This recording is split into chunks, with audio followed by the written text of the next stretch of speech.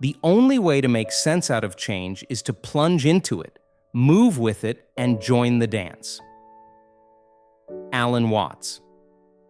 Imagine going through the grueling process of earning a medical degree from one of the world's top universities. Years spent mastering the art of surgery at a world-class hospital. Then, just when you're at the height of a prestigious medical career, you walk away. You leave it all behind, not to retire, but to become a consultant, and later to dive into the science of extending human life. Sounds unbelievable, right? Well, this isn't fiction. This is the real story of Dr. Peter Attia, a man who dared to choose clarity over comfort and logic over legacy. So what exactly is the sunk cost fallacy? In economic theory, people are supposed to be rational. The assumption is that we make decisions based on logic and future benefit, not emotion or regret. But the sunk cost fallacy throws a wrench into this logic. It's when we continue a behavior or endeavor simply because we've already invested in it, regardless of whether or not it's still the best option. Think about it like this. A sunk cost is anything you've spent that you can't get back. Time, money, energy, emotion. Rational decision-making means those past costs shouldn't factor into what you do next. And yet, most of us struggle to let go. Why? Because admitting something is no longer working feels like admitting failure. Peter Attia didn't fall into that trap. Even after dedicating a decade to becoming a top-tier surgeon, he made the difficult decision to shift careers. Not once, but twice. He didn't let the weight of the past cloud the promise of his future. He understood something most people don't. The past is already spent. Only the present and future matter. Ask yourself, have you ever forced yourself to finish a meal you didn't enjoy just because you paid for it? Watched a movie to the end even though you were bored halfway through? Stayed in a job, a relationship, or a city, not because it made sense anymore, but because you'd already come this far? We do this all the time. Society has taught us that quitting is failure, that walking away is weakness. But sometimes, quitting is the most courageous thing you can do.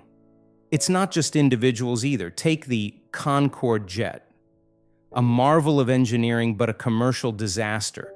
Despite knowing it would never be profitable, governments kept pouring money into it for years. Why? Because they had already spent billions. Or look at Kodak, or a photography giant that clung to film technology even as digital cameras were taking over the world. Their investments in the past blinded them to the future. Then there's Montreal Mirabel Airport, built with massive investments despite clear evidence it wouldn't be viable. Why finish a project that's doomed? Because stopping would mean wasting what was already spent. But not everyone falls for this trap. Instagram started off as an app called Bourbon, an overly complicated platform built around location check-ins, social points, and drinking spots. It flopped, but its creators noticed something interesting. People loved one specific feature, photo sharing.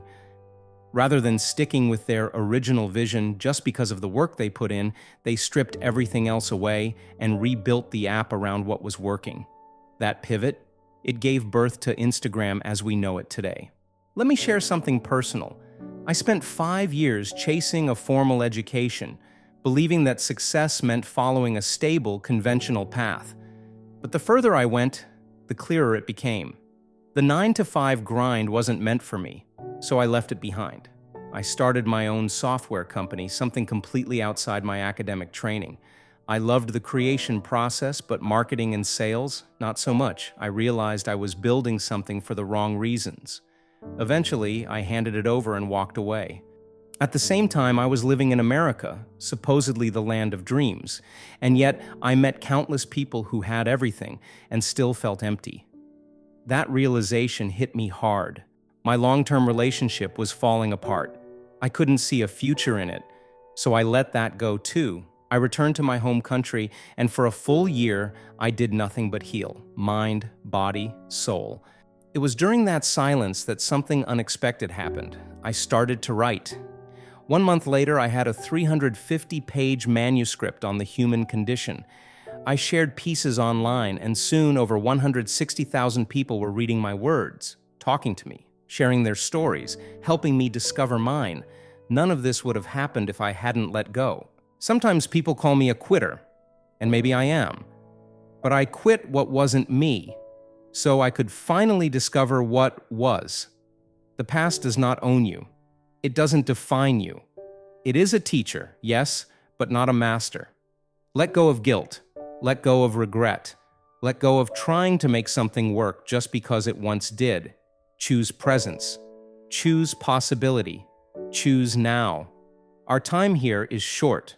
Don't spend it trapped in a story that no longer fits. Let go and watch what unfolds.